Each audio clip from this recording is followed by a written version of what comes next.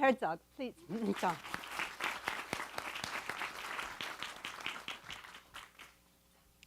Hello.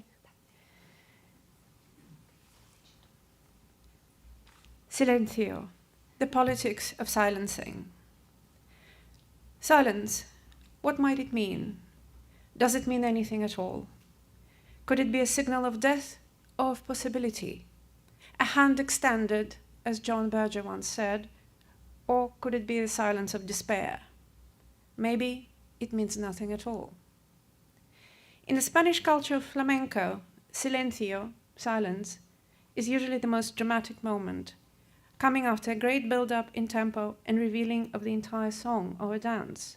It is then, in that silence, when your heart skips a beat. During silencio, the words and gestures get imprinted on your mind and, more importantly, your heart. When I began working on my recent project, Last Whispers, which is dedicated to dying languages, I was stunned by the sheer scale of this phenomenon, by the sheer scale of silencing. Every 2 weeks, a world loses a language. Out of approximately 7,000 languages spoken on Earth today, at least half will have fallen silent by the end of the century. Some people predict a far more radical future, or rather lack thereof, for the world's linguistic diversity. Many of these languages, having never been recorded, are vanishing without a trace. We're losing the knowledge, the variety of worldviews, cosmologies of indigenous communities that have for centuries been encoded in these languages and cultures. Let there be no doubt, this is a mass extinction. By definition, it occurs in silence, since silence is the very form of this extinction. I have just used an oblique form and passive voice to avoid naming the culprits, the agencies responsible for this extinction, for I am a good student. I'm a good student and well trained in the thinking patterns of power structures that have always been dictated to us. And this is key to understanding the politics of silencing, because we know them instinctively. We can feel them. And we're too afraid to name it. So let's do it. Let me repeat the question. What are the thinking patterns that power structures demand, that they mandate? Never point at them unless you wish to be punished.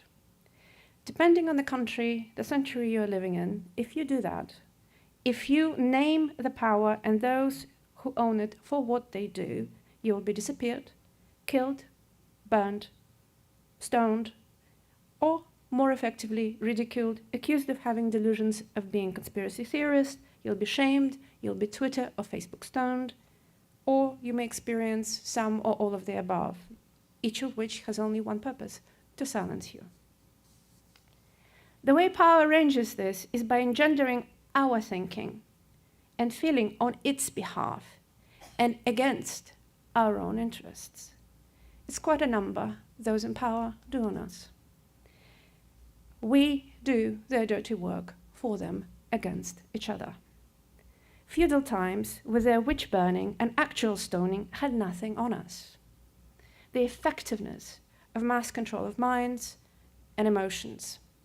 Thus, the constant noise, drowning out any clear thought, the noise of our own voices, tugged here, notched there, manipulated everywhere, through highly researched tools of simultaneously individualized and mass-produced networks of linguistic references, psychological perceptions made by and for power and those who own it and hold it. The sophistication in messaging in this country is unparalleled by anything any authoritarian or totalitarian state could have ever created. They didn't need to, they had force. This country's history begins with the very myths of nations' founding, and it's continued through theory and instant application of various technologies made to hollow out meanings from words, facts from information. Edward Bernays, Walter Lippmann, Frank Luntz, to name just a few, various think tanks, culture wars, media wars, highly controlled networks of perceptions and trigger points in all of us individually and en masse. And for as long as power has existed, that has existed as well, except not as effective as now. They didn't do it through any carefully choreographed conspiracies of secret societies, but through a fairly open and crude conspiracy of greed, the overarching indifference to anything other than that which is to their benefit, the oldest, most effective conspiracy of them all, greed and control. These networks of messaging and perceptions can be deployed only in dominant languages of dominant powers. How would power, especially globalized dominant power in its culture, handle definitions, punish those who transgress them in the language they don't understand? How would they dominate such a language? The disempowered have always known that. And thus, languages are constantly being born and die in ghettos and prisons. Even identical twins are known to have created their own languages all over the countries, all with one purpose: to evade those who have power and control over them. Well, the power on its own side also knew that. It always knew that it would be difficult, if not nearly impossible, to control minority people because of this language and cultural barrier. It has obliterated, therefore, these other languages as much as it could, either by simple genocide or by squeezing out cultures, absorbing them, vanishing them, sometimes intentionally, most of the times just as a byproduct of conquest, cultural absorption, and domination. The Roman Empire alone is responsible for at least 800 to perhaps 1,000 languages, because it killed those who spoke them. Nowadays, it's done through technological spread of communication in dominant languages and a near vacuum in cultural and media production in minority languages. As one of my favorite writers, Arundhati Roy, once said, there's really no such thing as the voiceless. There are only those deliberately silenced or the preferably unheard. Now, at this time of globalization and climate change, communities all over the world face deprivation and marginalization. The tragic irony is they give up languages on their own accord. They're soft-armed into adopting these structures, these cultures and languages, unless they wish to be profoundly marginalized and allowed to disappear. Very few cultures and languages bucked this trend. Hebrew is one of the extraordinary phenomena that did. Another one is Gaelic, as Paola referred to. Gaelic language was forbidden for 800 years explicitly by the British Empire, forbidden to be spoken, written, and taught to the children. After the bloody uprising, euphemistically called the Troubles, the settlement provided for the revitalization of the Gaelic language by directing policy and resources. It's the only way it works towards this goal. Gaelic instruction became mandatory because of that. Now the generation of people in their 40s and younger speaks Gaelic. They can speak to their grandparents, but not to their parents. That generation of the parents is an illustration of what could have happened to the Irish culture. The middle generation is shown as a cautionary tale. But Gaelic persisted not because of the luck of the Irish, but because of the stubborn belief of the young generation's grandparents that they had in their origin, and they fought for it, the will to fight. And yet they speak English as well, having thus become a fully bilingual people who are culturally rooted and worldly at the same time. Not every culture could do that. Most didn't. Dominant powers and cultures become dominant because, among other things, they're ruthless and efficient, and because they could control all resources, in particular the most important one, us. How we are, how we feel, how we think. If you can't name it, you can't think it. And so, that's why they're dominant. The rest are vanished by us, and more precisely by those who own the world's economic and political order. Anything that stood or stands in their way is destroyed or allowed to die. Janet Frame had a brilliant insight into the nature of silence as a black mirror, showing us not only those who we have vanished, but also who is left reflected, ourselves. In the scented gardens of the blinds, she had this revelation. People dread silence because it is transparent. It is clear water which reveals every obstacle, the youth, the dead, the drowned. Silence reveals the cast-off words and the thoughts dropped to obscure the clear stream. And when people stare too close to silence, they sometimes face their own reflection. Their magnified shadows in the depth, and they frighten them. I know. When a tree falls in the forest and no one hears it, does it make a sound? This old philosophical trope I took as an exercise in empathy. Does it matter that universe's cultures die all around us? I'd like to conclude by showing you the last couple of minutes of my recent work, an immersive oratorio composed entirely of those vanished and vanishing voices. While working on Last Whispers, I listened to thousands of recordings of extinct and endangered languages without knowing what they were saying, what they were singing about. I got addicted to them.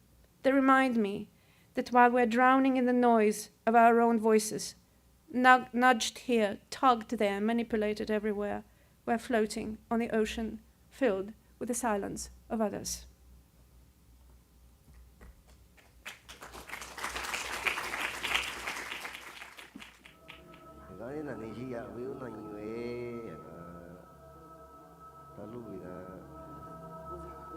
Shana wana shana yunga ina di amunde no akundo ni hiyo da kwa ni na wachu ni una wachu wa shi na shoku ni da ndo ito ndo ya yu di di no ani ka una wachu wa shi ka chi na ni shana yunga da la ti ni se sa mai sa ki sal cha na yu na men sa mai sa मैं चुका नहीं उसिंदा चले ये लंदे रे निचा इसको निचा तो आइया ना निचा विश्वा मैं साम मैं तो मैं वांची के को कच्ची निके नहीं दे मियाली nang mulia ni mes I salto taptaus nang mulia ni malpema me rukano paketan kitiawi rukanon rong nafsan laken romrona ngarumet matutol tiawi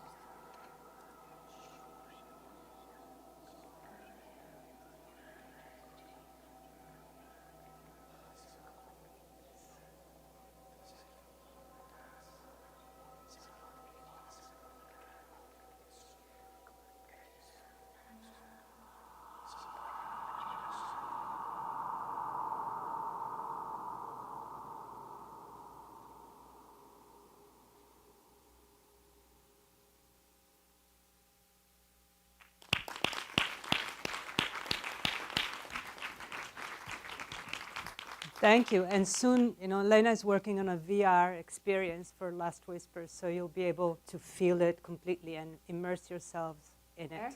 So I would like to call my fellow co-speakers here and come and sit with this alien of extraordinary ability, or now resident alien. Sometimes I wonder, it's funny because when I moved into the country, I was dealing with immigration and naturalization services, and now instead it's Homeland Security. Sometimes I think that's kind of a new speak, but thank you very much for your presentations.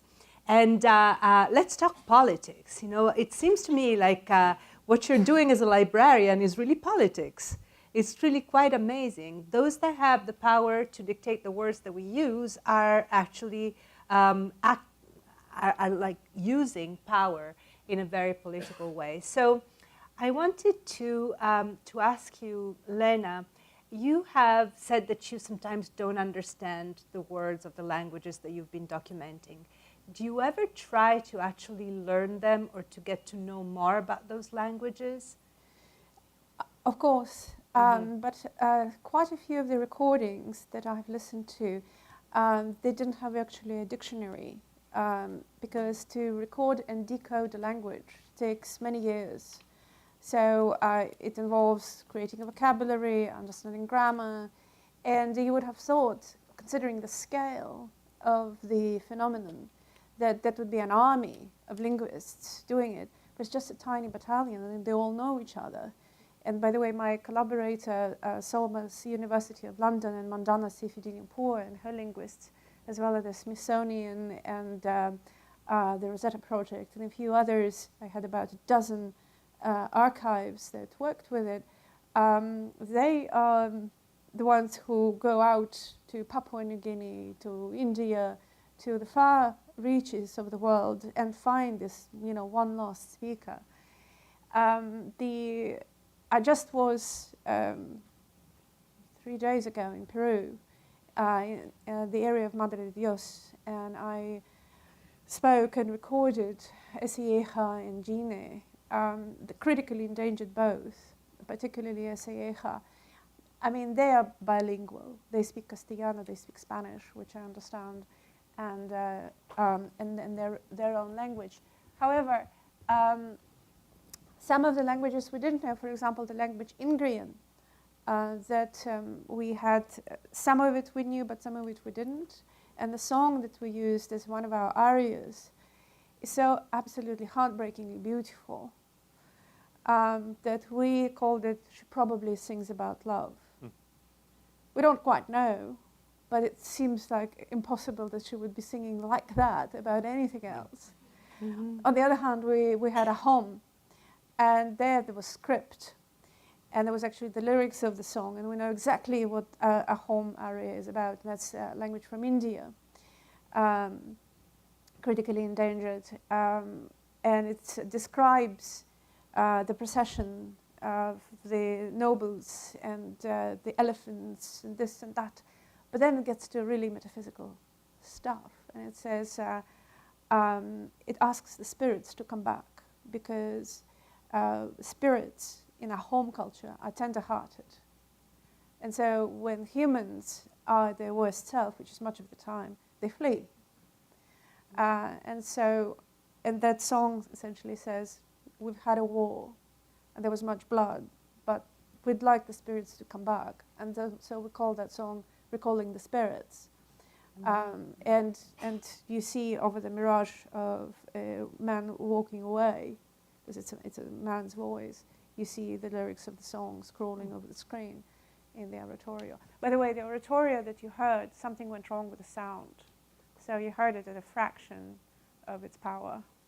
Yeah. I'm sorry about that. Hopefully you'll come back. You'll get the virtual reality experience. Yes. Are you screening the oratorium? Because there are many different ways to show it. You had an installation at the British Museum. Yeah, it You're opened to do the VR.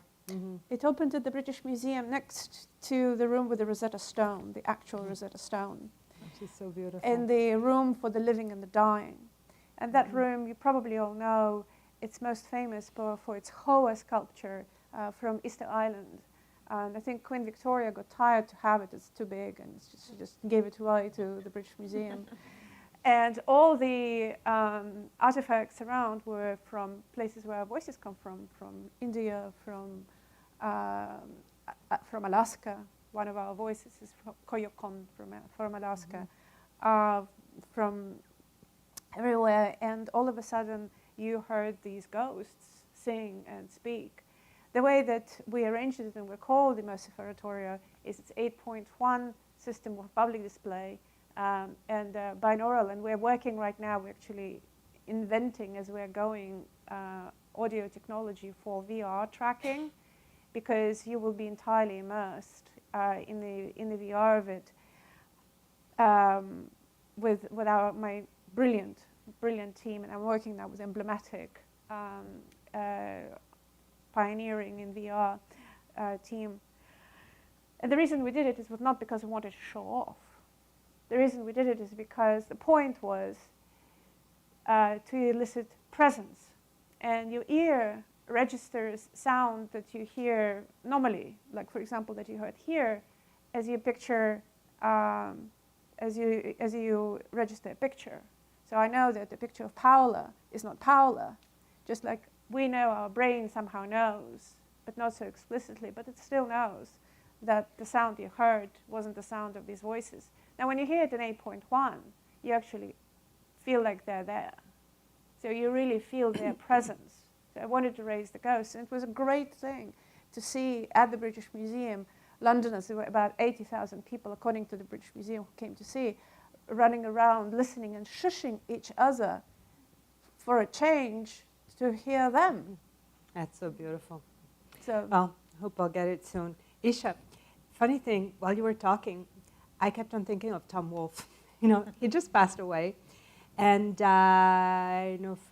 he was a magician at coining synthetic expressions that would really capture a moment like the Me Decade or, the radical chic, it's just, and your cellular agriculture in a way is the same. So you did not set out to coin neologisms or to be like so a groundbreaking literature, but you really got to it just by looking at the situation and just rendering it with as much clarity and also as much vagueness and ambiguity as possible, right? So I like that. It was a balance between clarity and ambiguity.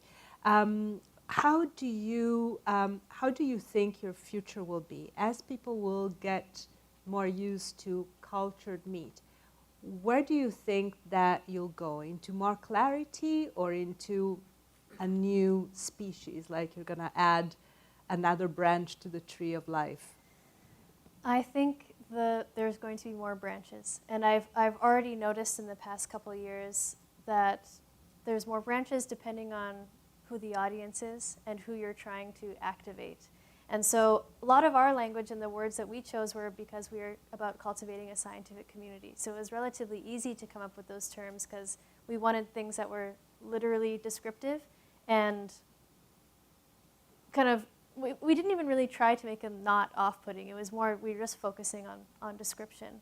But now that there are some companies in the space and people fundraising around it, we're noticing a lot more terms that are more on the marketing side of things. And so when we say our scientific terms, I think there's a little bit of a friction there because it seems like we are rejecting these other terms when in fact we're just speaking to our audience.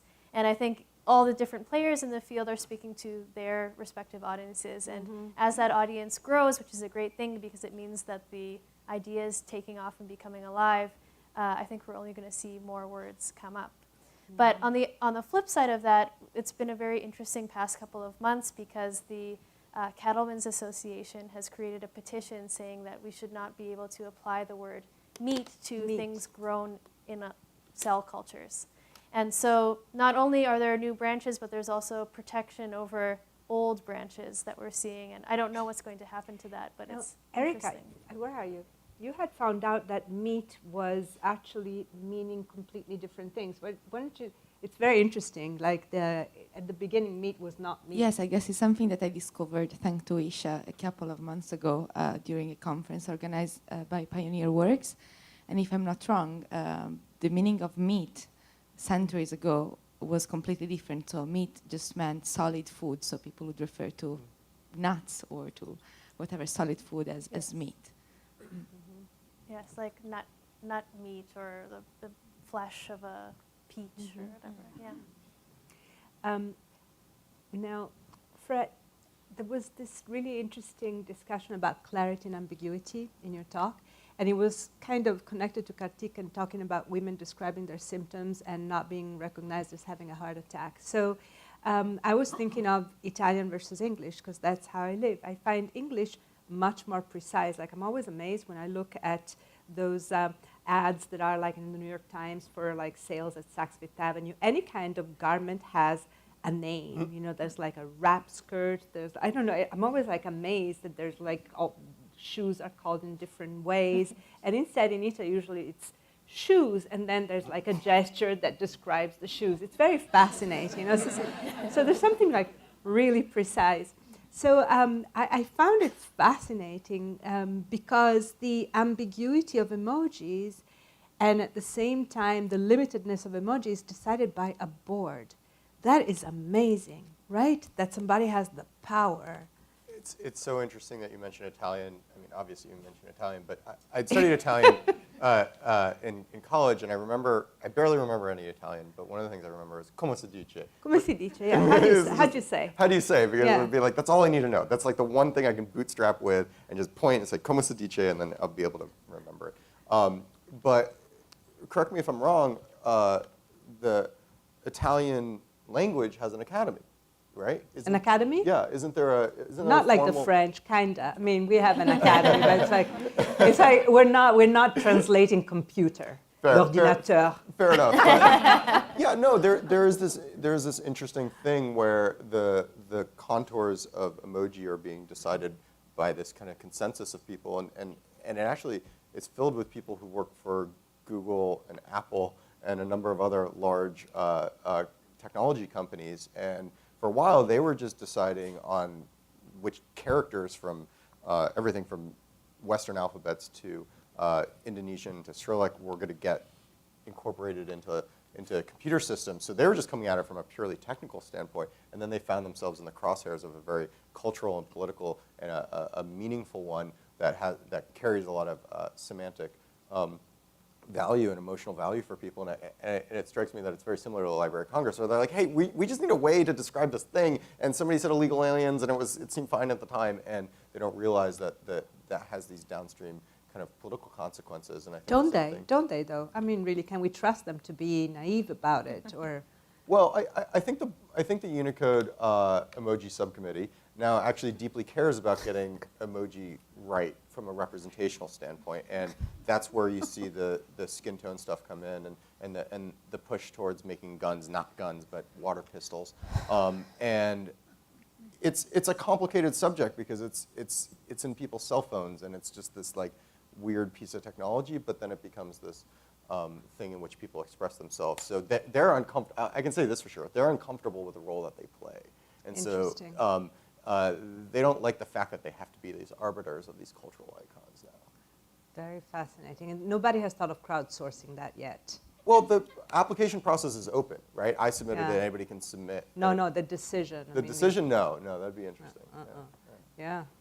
And Jenna, the tyranny of normalcy. You know, it's fascinating. That's what I was thinking of while you were speaking. You know, the fact that on the one hand, the kind of default is white and usually masculine and so on and so forth. But on the other hand, the default is such that you cannot search it. It's really interesting, and also the new fluidity that is not represented yet by the archival. Is there a committee, like the Unicode committee, that kind of decides what the new pronouns or the new markers are that need to be introduced in archival systems? Yeah, so similar to the Unicode subcommittee, there's that group called SACO that I mentioned, the SACO, that's Subject right, Authority Cooperative, I think. And so every month they release their, which new subject headings have been adopted and which ones haven't and why. And they refer to themselves as the meeting. So the meeting decided. The meeting. Yeah, it's really good. So anyone can propose a subject heading, which I do fairly regularly when especially because, you know, I'm cataloging zines, so they have, they're about subjects that may not have been included in the Library of Congress before, or maybe they're like a pop culture thing, like zinesters are obsessed with, or zinesters from the 90s are obsessed with My So-Called Life. So I don't think And understandably so. It's a great TV series. It was a great TV series. It's true. We have a zine called Demon Angela that's about her. So anyway, I'm not responsible for establishing that heading. I'm just throwing it out there that it exists, and I've employed it. But so there's a form you can submit, and typically I'll refer to holdings in the Library of Congress to say, see, you should accept white privilege as a heading, and this is why. They've rejected it twice. And others can do the same. I'm going through like the less official way of doing it. At most research libraries, they'll have like the NACO person, which is the name authority cooperative something, or the subject authority person. So there's like a NACO, SECO. NACO and SECO. Okay. So the requests go up through them, but now the Library of Congress has this alternate means of proposing it, and to their credit, the meeting does discuss all the suggestions they get, presumably. Well, this leads me to another big discussion that then I'm also opening up to the audience, which is the idea of political correctness. For instance, I've always been quite uncomfortable about the whole gun emoji situation, because isn't it hypocritical to make it into like a toy gun when it's still a gun? You know, so yeah, go ahead. Yeah, absolutely. I mean, it's a huge problem because the meaning actually changed. And there have been a number of really weird court cases where somebody used a gun emoji and a cop emoji, and that ended up turning into a threat, which got litigated, and somebody actually got in trouble for threatening a cop on a Facebook post. And if that happened in 2018 on Facebook, it'd be water gun cop, and it probably wouldn't rise to that. And so the trend within the vendors to move the gun back from being literally a gun to a water pistol actually semantically changes all of the phrases that were written with that emoji in the past, because it's just rendering from the most current operating system update. And so it's a huge problem, and it was incredibly divisive. And yeah, it's one of these things that comes up when you're trying to build a software standard that everyone has to use. And yeah. Also because words exist in context, and that's another big issue that happens with so many words depending on how they're used and by whom. But what is interesting is that it has real-world consequences. Because, for example, one of the things that was fascinating to me about use of force and cops is this expression, suicide by cop. And this is a fascinating expression. It's like as if something happened to a cop, even though the cop was the one who killed the person. And so it all of a sudden you have suicided by cop, and apparently it's really, really used. And another one is that, but it's always happened because power always tried to spread the demagogic we, which is why, for example, it's so hard to find white, because it's just sort of ubiquity is the way to hide it, which is like incredibly apparent. And if you think about the most important things that we're not talking about, it's just because they're so bloody ubiquitous. Yeah. But also real-world consequences. For example, waterboarding in Inquisition was called toca, touch, which is kind of nice. And yet they waterboarded. When the Japanese waterboarded American prisoners, they called it the water cure, which almost sounds healing. During the Bush administration, waterboarding, the exact same procedure, was called set of alternative techniques and enhanced interrogation. Now, there are real-world consequences to this because it was so obfuscated that we actually are kind of without tools to even think about it, when the proper word is torture. And so we have a real-world consequence. Now, the person who actually was notorious within the agency, Central Intelligence Agency, is now going to head it. Because we've passed 2 decades, almost, not even thinking about it, not calling it a name. Absolutely. Calling names is powerful, yes. So I would like to open it to the, Susan, you first, yeah? Yeah, you're getting the microphone. Lena, thank you for that comment. I want to turn it around a bit. The obfuscation and the lack of tools to deal with that. I think inattentiveness to words is partly responsible. the subtleties of language. I mean, it's a very white elitist position, I suppose, but we are comfortable with shorthands.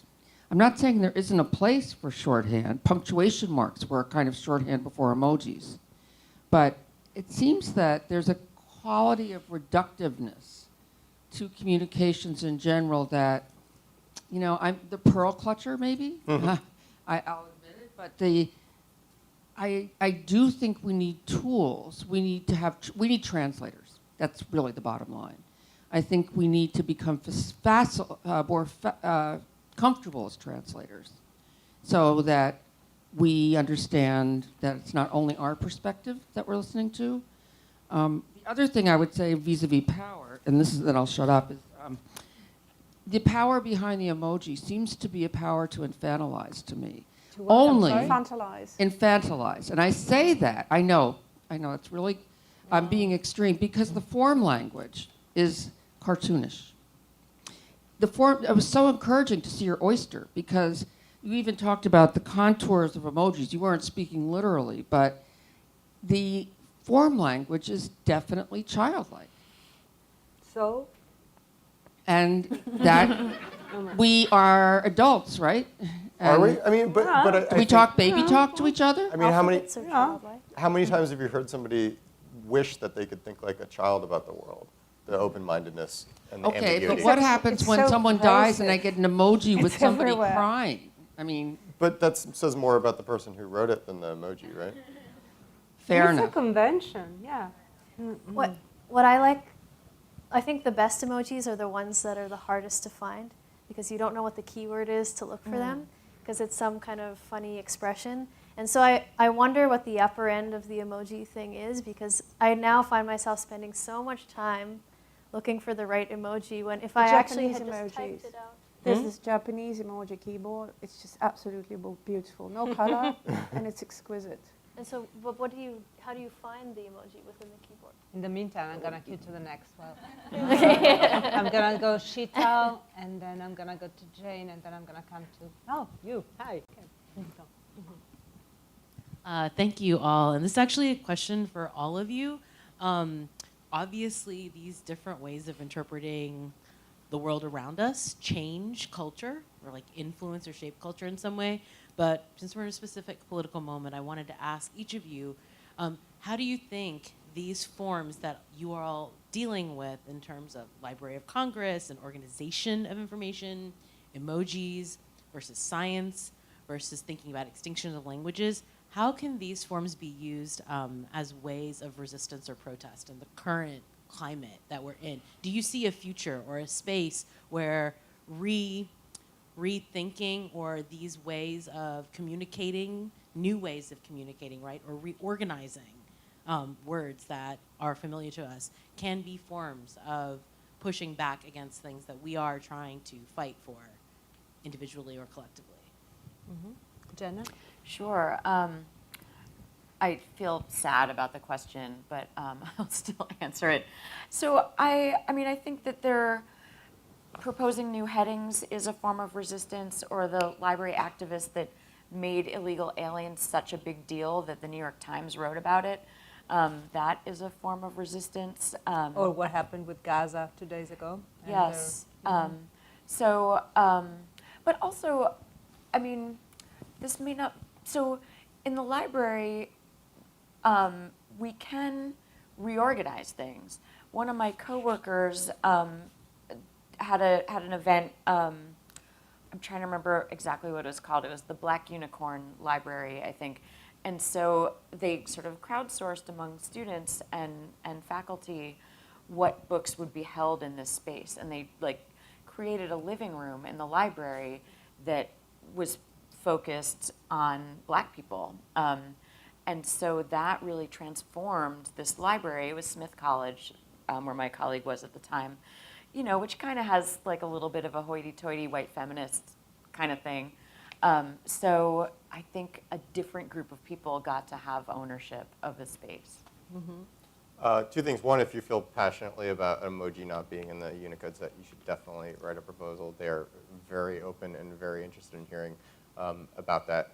Two, I'm forgetting which ones exactly, but certain emoji have already been banned in China because they took on a political connotation. Oh. I think it might have been the bunny, and then there's another bunny? one. Yeah, and because Chinese has all these incredible associations between the word and the way it's pronounced, and if you pronounce it slightly differently, then it means a totally different thing. And so these very innocuous little characters can kind of take on their own form.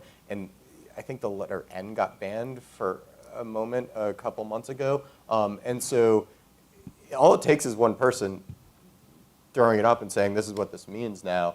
And a political movement could be formed around it. And I'd love to see that in English for emoji. I know I've been using orange plus clown a lot recently, and that has been my political emoji act of recent.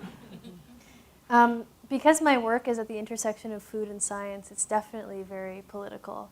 And I think one thing that we try to do is to dare to err on the side of science rather than food when we talk about what we're doing, because we think it's so important to be descriptive. And we are constantly thinking about how do we avoid the situation of GMOs and so on by just being upfront about what we're working on while we're still working on it, rather than 10, 20 years after everyone's been eating it. So, of course, also the science compliant or whatever was banned from the health department budget last year. So it's not like you're getting away with it. Yeah. Lena? Well, in terms of the project that I did, what I have been seeing are activists, language activists that are really working very hard to preserve it. It's a very uphill battle for each one of them, but it's incredible. And it's taking off more and more in that regard. But generally, how to understand what is going on, I think the best way to equip ourselves is frankly reading, and reading literature. Actual Moby Dick, no offense. Because when we read and we really we start to restore meaning to words, and all of a sudden, for example, I just reread Kojève's Introduction to Hegel, which is a really kind of a dense book, and all of a sudden I'm reading the first chapter, and it reads like radical literature. And it's an extraordinary thing to just even think like that. And another thing that I've been doing for the past 10 or so years is hate reading. Hate reading, yes. I do hate reading. So I read, for example, Bernays of Frank Luntz, because I want to know what the enemy does. So when I'm reading Edward Bernays, he was actually a genuine jerk. So he did not know that what he is writing is incredibly awful for culture. So, for example, recently I just reread his take on Enlightenment and Renaissance, and his take on it is that it was all PR for France. It wasn't about ideas. It wasn't about humanism. No, they were just, plugging it for France and for French Empire. So a lot of that hate reading is super helpful. Another thing, how do you understand also what you're getting about in the news? So looking back at history, how history has been portrayed before and what you know now, especially in the United States, which is a very open society. You have Freedom of Information Act. So another hate reading I do is I read the declassified CIA reports, and then you take a look at how they were described at the time, which is radically different from the truth of it. And the most revealing article I had read recently was on Truthdig, which is Bob Shear blog, which I advise everybody other than Intercept. That was a blog written by a man who was condemned. And he was on a death row, and then DNA evidence exculpated him. He was not guilty at all. He was never at the scene of the crime, had nothing to do with it. But he was African American. He's African American, and in the court of public opinion, he was condemned. And that gave him a tool and a real understanding of what propaganda means.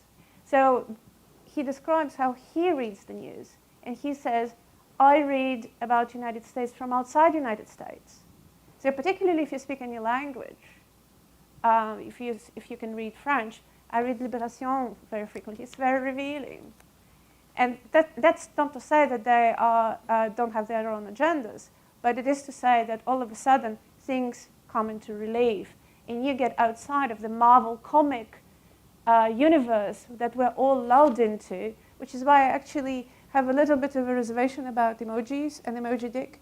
It's not that I would mind it if it was alone in the set of grown-up culture, but because the culture is so infantilized, and we're being infantilized over and over and over again, to the point that our culture is so radical, and we don't even see it because we're not equipped for it. Not just in our language, but in our attitudes. We don't have much time left, and there's so much that we haven't touched upon. You know, we haven't touched upon the fact that a smaller vocabulary means a smaller mind, and I'm referring to the orange, what was it? The orange? Orange clown. Yeah, orange clown.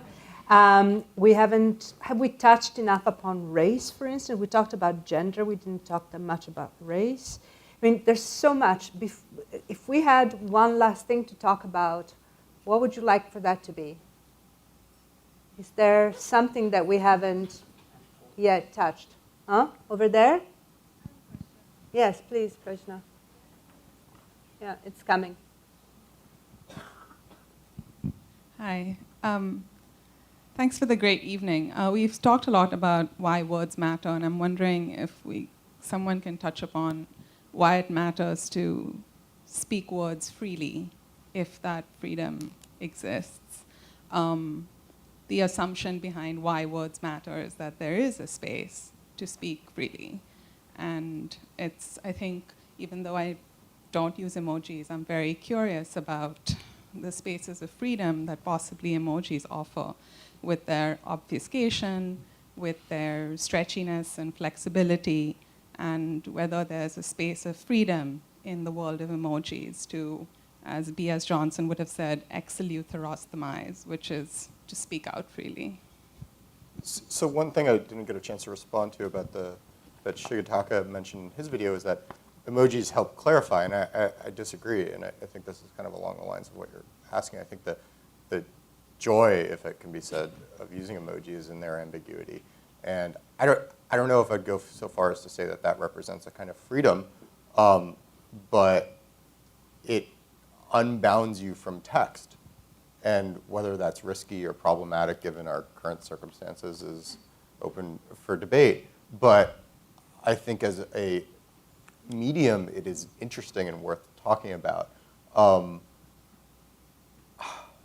It's hard to answer the deep question about what freedom of speech looks like right now. I'm not equipped to do that. Yeah, I'll have to think on whether or not emoji is helping or hurting in that respect. Well, it seems like, you know, the codes, you were talking about, Lena, the codes that twin brothers, twin sisters form in order to escape authority. I think that sometimes emojis or other languages, or even just normal words used in a different way, were ways for oppressed communities to express themselves until they are caught. You know, and that's what you were saying, that in China, certain emojis are banned. So basically, you keep on, there are places where freedom of speech exists, and I'm spoiled. I never experienced lack thereof. I don't know if any of us really experienced it, maybe somebody in the audience. But I feel that what we've seen, we were looking at the Radical Women exhibition at Brooklyn Museum, for instance. There are examples of that happening there. But we've reached the end of our night. It's 8 o'clock. I mean, end of our night in the theater. Outside, as you know very well, as I always say, there's so-so wine, snacks, and really great conversation. But I would like to really thank you. That's like work. Thank you for a wonderful evening. Thank you, Erica. See you outside. Thank you.